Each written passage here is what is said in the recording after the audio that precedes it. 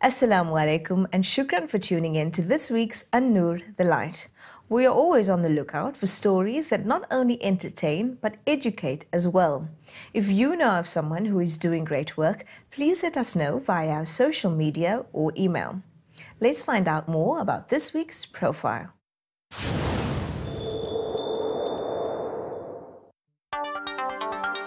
Hassan Abada has been a mainstay of the South African media landscape for the better part of 15 years. From print, television, radio and online media, Hassan boasts a career as diverse as the breaking news stories he has woven. When I got to Matric, I had no idea really what I wanted to do. I was toying with the idea of marketing and business or commerce, but I couldn't do maths really well, or science for that matter. But I was very good at telling stories and writing essays, and my essays would often be read to other classes. And so one of my English teachers said to me, why don't you try a career in journalism? And that's where I started thinking about it and applied. But my Afrikaans teacher, so it was a combo of English and Afrikaans teacher, my Afrikaans teacher then took me to a workshop at the Burger on a Saturday, where they taught newspaper production to schoolgoers, which was really cool. And since then, I haven't looked back. After a chance encounter with the media industry in high school, Hassan was hooked, pursuing his journalism career with gusto. Today, Hassan works tirelessly as regional executive editor, functioning as both editor-in-chief and managing editor of the Cape Argus. I am the regional executive editor for independent media in the Western Cape, which simply means I look after the strategic management of all our titles here in Cape Town. People will be familiar with the Cape Argus and the Cape Times, Weekend Argus, Cape Community newspapers and the Daily Voice. And it's to ensure that we're hitting the right target markets, that we have a plan for the revenues, we have a strategic plan for these titles, looking after the hygiene, that we keep it in style. And I do a bit of writing as well, because I have a column every Friday in the Cape Argus. Hassan ingests up to 15 online articles before putting a foot out of bed and divides each day between managing upcoming editorial projects and sourcing marketing opportunities. All this while keeping up with his weekly Cape Argus column, The Friday Files. What I like and what keeps me going every day is no 2 days are exactly the same. There's always new challenges and fresh challenges. At the moment, we've just restructured our business and gearing up for the digital revolution, which has been with us for a while, granted. But these products are very traditional, and we've had to make the change to becoming live newsrooms. So I'm very much, not so much hands-on as I used to be, but very involved in the products. And I'm also dabbling in a bit of the commercial side to make our papers viable and financially viable especially, to make sure that we can look after the journalism. So we have to have the vanity projects and the content, custom content projects to pay for the real journalism. And I think in that space I'm enjoying it, because I'm learning about different aspects of our business. But I thrive on people, and I thrive on seeing people excel. So I get no bigger kick than seeing somebody who I mentored become a leader in their own right and excelling in their own space, Beyond the newsroom, Hassan is an avid golfer, although it does become difficult finding time to swing a few balls.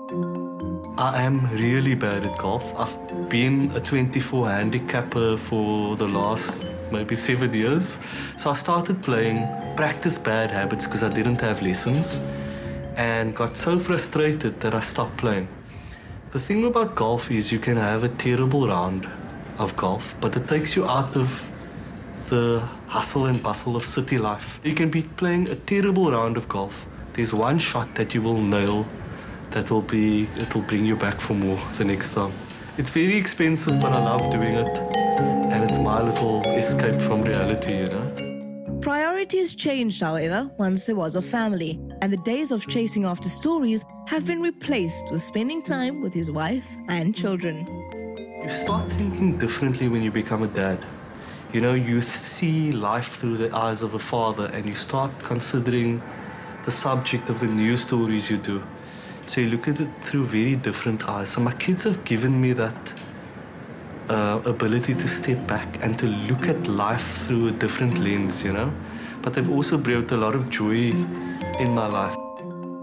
The role of newspapers may change, but the need for it won't. Hassan envisions a future in which the media is used as a means of connecting communities and strongly advocates a new kind of journalism aligned with the greater good of society.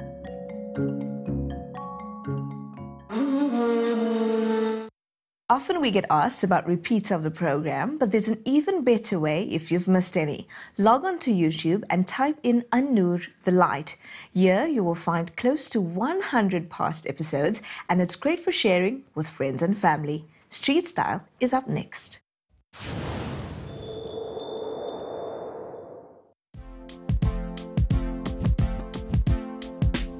So I decided to do a course in fashion and dress design, mostly because I took a gap year this year, but I've always watched my mommy sew.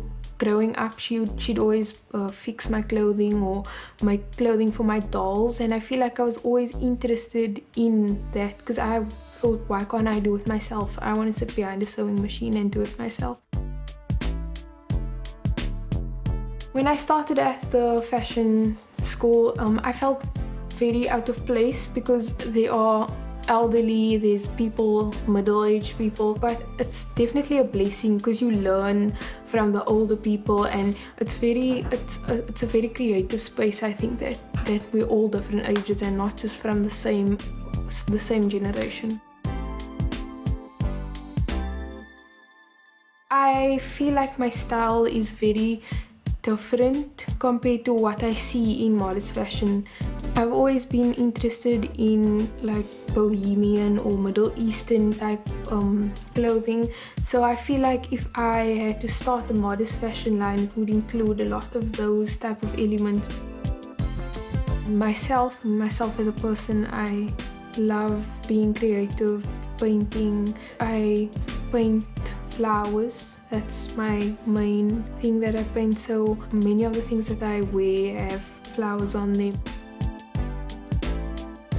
For me, I really love when I can have an idea and then just see it come to life. It's very rewarding when I work so hard on something and I can finally put it together and see this is what I had in my mind.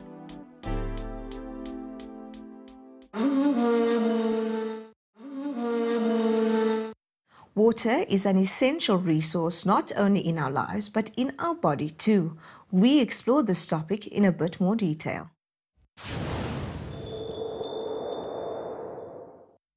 The human body is made up of 55 to 75% water. It is a resource we cannot live without. Alkaline water is less acidic than the regular tap water that we consume, with the belief that it can neutralize acid in the body. You get alkaline water where if you take a cup of water, if you put a squeeze of lemon in, it makes it alkaline. You get alkaline ionized water, which is what we are promoting. Electrical current is passed through the water, and during that process, the pH of the water is changed, as well as ionizing the water, which means it picks up an electrical charge. Because of the negative charge, you've got free radicals in your body, which are the damaged cells in your body, and they're missing that negative charge. So the water actually helps contribute to that and fix and repair the damaged cells. And acidity breeds disease. And all the research that we've been through says that. And so we are asking people to make smart lifestyle choices. And I think from us, the alkaline water was the easy choice. So it's quite straightforward. This is your home use alkaline ionizing machine. You turn it up. Basically, you direct water to the machine, switch it on. Now on the machine, you can produce, what's good with the machine, you've got a benefit of producing alkaline water as well as acid water. Now there, the lower it goes, the stronger acid it gets, that you can use for disinfecting counters, for cleaning your pets, for gardening as well. It keeps the insects off the plants and stuff like that. And it tells you what the pH is, so the pH is 9.5, and you've got your alkaline water ready to drink. The acid water I use is 2.5, so it's very acidic, and it's then used as a natural disinfectant. We use it on our kids' toys, you could use it on the floors, on counters, and there's no harsh chemicals, so you're not keeping bad stuff around the house. And also it's more natural. It's not causing harm to the environment as well. So that's, I think, some of the reasons why we personally use it. Restore H2O was a company born out of the benefits of alkaline water. Fahima and Ismail Mohammed saw the life-changing effects of the water and vowed to share it with the world after witnessing major changes in their own health. We went into this, I think, firstly because of the cancer in our family. My dad's been, I was diagnosed with cancer. My brother-in-law was diagnosed with cancer, and so was Ismail. We've been told water is water until you hear stories where people didn't have to go on to dialysis because of the water. We had a client that didn't stop his gout medication because of the water. It's about changing people's perceptions and helping along the way, and that's our vision. It's just to be able to help. So in 2016, I was diagnosed with testicular cancer. I went in and the doctor recommended that I remove the tumor immediately, which I did. The doctor recommended that I go for chemo. It was a long debate. I was going to go for it initially, but I chose not to. They monitor for certain, what can I call it? Tumor markers. Yeah, tumor markers. So it went up, came down, went up, came down. We decided just to look at an all-natural alternative option and basically improve our diets and things like that. And yeah, I've been fine since then. I've had no issues. About 80% of the immune system is in the gut. Noticing the amazing effects of the alkaline water led the duo onto a new lifestyle path. The next step was to introduce natural bacteria into the diet. Kombucha and kimchi contain natural probiotics, and the couple have incorporated this into their lives and business.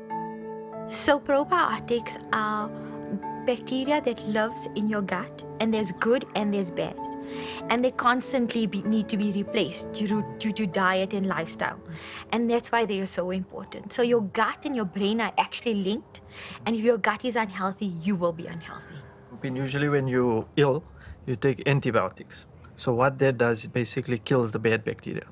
And they usually prescribe a probiotic as well because it kills the bad bacteria as well as the good bacteria. So you need to get the good bacteria back into your system. So that's what the probiotics are. They're the good bacteria in your system that help you fight off disease. Okay, so this is called kombucha, and it is made sometimes with green tea, sometimes with black tea. We are making it with rooibos tea because I wanted to keep it very South African, my kids drink rooibos tea, right? So you make rooibos tea and then you add sugar. We use organic sugar. And then this is where the miracle basically begins. This base comes from Asia, and it used to be in the satchels of the samurai. So this is called a symbiotic colony of bacteria and yeast. And this is where the probiotics, this is basically live cultures. And this will grow, and it needs the sugar to ferment. And we ferment it for 10 days, and then we bottle it. They cannot tell how many strains of probiotics in here. That's how many there are. And it's all natural. With the exception of the kombucha that we bottle, we make bone broth. The range of probiotics we're trying to give people is something that is now available, which wasn't easily available, especially in the Muslim market, because there's no halal bone broth supplier currently on the market. And that is something we're trying to do. We put our products on our table. So it shouldn't become medicine. It should become part of your daily living. Like the bone broth could be put into your terkari and your soups, for example, and then you're getting nutrients through the food you're eating. So you're adding a whole different level of nutrition to your current existing diet, but you're then basically giving your body what it needs in order to help itself heal. They say 80% of your immune system is in your gut. So if you have a healthy gut, you have a healthy body. So incorporating those probiotics into your diet really is basically feeding your immune system. It's about going back to natural and saying to people, let food be your medicine, because we're trying to get people away from chemicals and from processed. And I know we're all looking for fast, easy, convenient, but the fast, easy, convenient is not serving us. And only when you get sick, that's when you start taking your health seriously. So the vision for the business is to basically get to empower people I think that's one of our core values. It's empowering people to live a healthier lifestyle so that their families get the best of them. So empowerment, make smart choices, and live every day as if it's your last. In a consumerist world, one doesn't often take the time to consider what exactly we are consuming. Fahima and Ishmael have become more aware of this, and their story is testament to what can be achieved through healthy living. The start of a new month is a good time to find ideas for the weeks ahead. Our events calendar attempts to share some of these with you.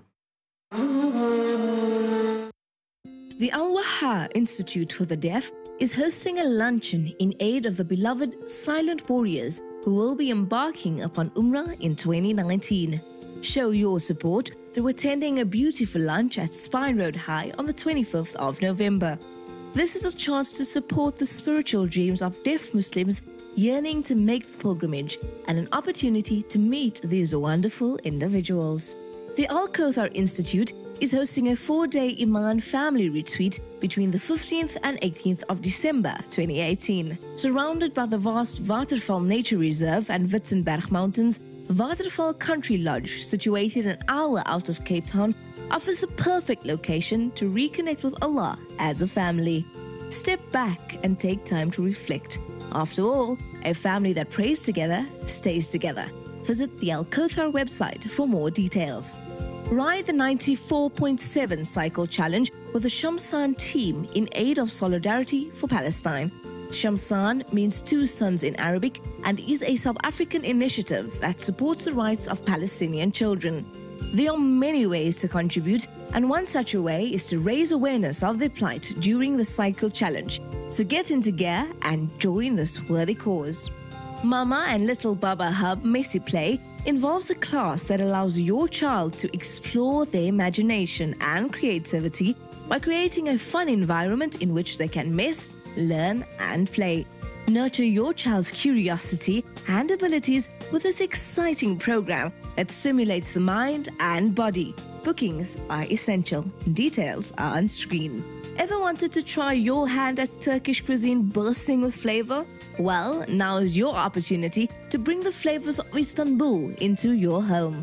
The Nizamiya Women and Family Platform is hosting a cooking class on the 1st of December at the Nizamiya Masjid in Midrand to teach you some of the secrets of Turkish cuisine.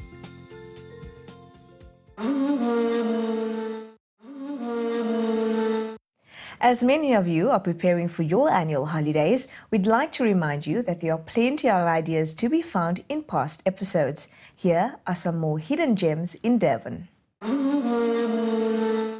Florida Road is known as the heartbeat of Durban's nightlife, but there are also some hidden gems as far as food is concerned. Inside the courtyard of a recently renovated parking lot is Durban's latest food obsession. We are essentially an Indian street food outfit. It's based on the concepts that you find in India and the streets of Delhi. So it's roti wraps, or we call it naan wraps because it's made in a tandoor. And it's a simple Indian food, very flavorful with some simple dressings and salads and sauces. A simple menu is often a recipe for success, and this establishment is proving this to be true. My daughters and myself started this in my grandmother's kitchen 2.5 years ago. One is 13, one is 14. So I instilled the spirit of entrepreneurship in them from a young age. So we built this brand literally together from a street stall to a fully functional stall. Our signature dish is the tandoori chicken wrap. That's by far our best seller. Then comes the tandoori seek kebab, which is more your Mediterranean, Middle Eastern, Turkish sort of dish. Our latest addition is our tandoori seafood, which is prawns, and that sells out every day. We're halal certified with KZN Halal Trust.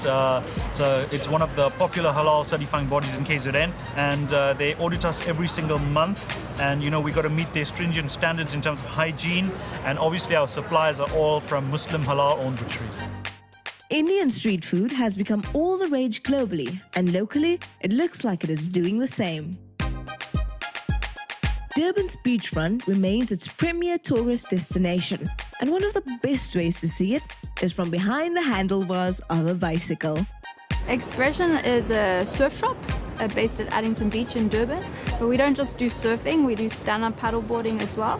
In the shop we sell a range of surf accessories and surf apparel.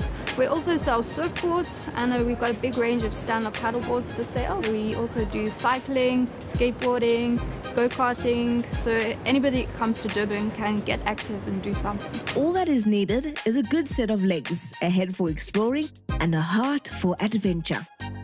We decided to put bicycles in because since 2010, when they upgraded the promenade at the time of the World Cup, it created a beautiful, safe promenade where people could go for 6 kilometers all the way to Blue Lagoon. And it was a beautiful way for people to explore Durban. More and more people from Cape Town coming to explore Durban, especially in the winter time because it's warmer here. And tourism is very multicultural here. We get a lot of people also from overseas. A lot of Europeans come here and they want to explore South Africa, and it's definitely a growing destination in South Africa.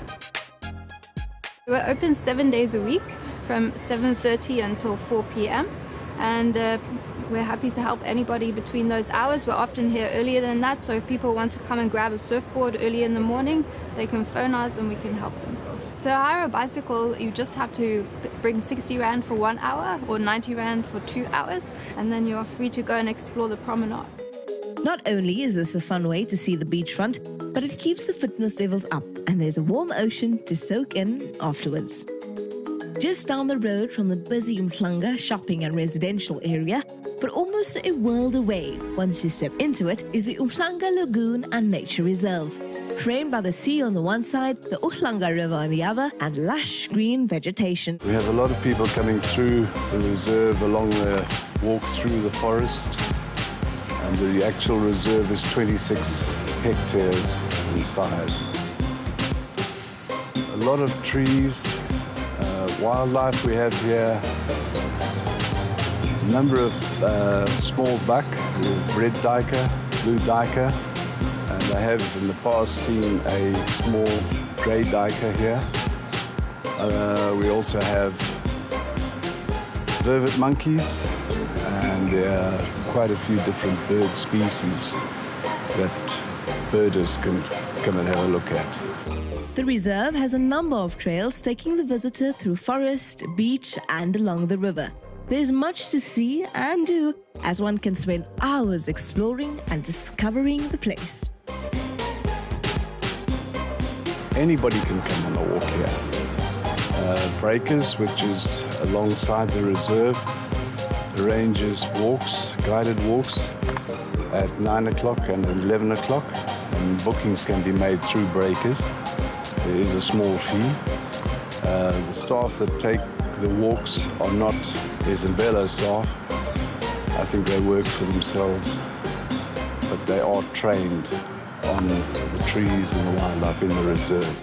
Visitors are encouraged to leave the hustle and bustle of city life and spend time in nature. All one needs is some comfortable clothing and shoes to have a fun day exploring their reserve.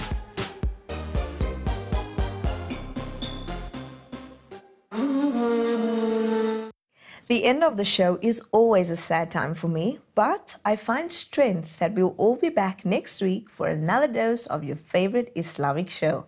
Assalamu alaikum from me, Zahra Robinson.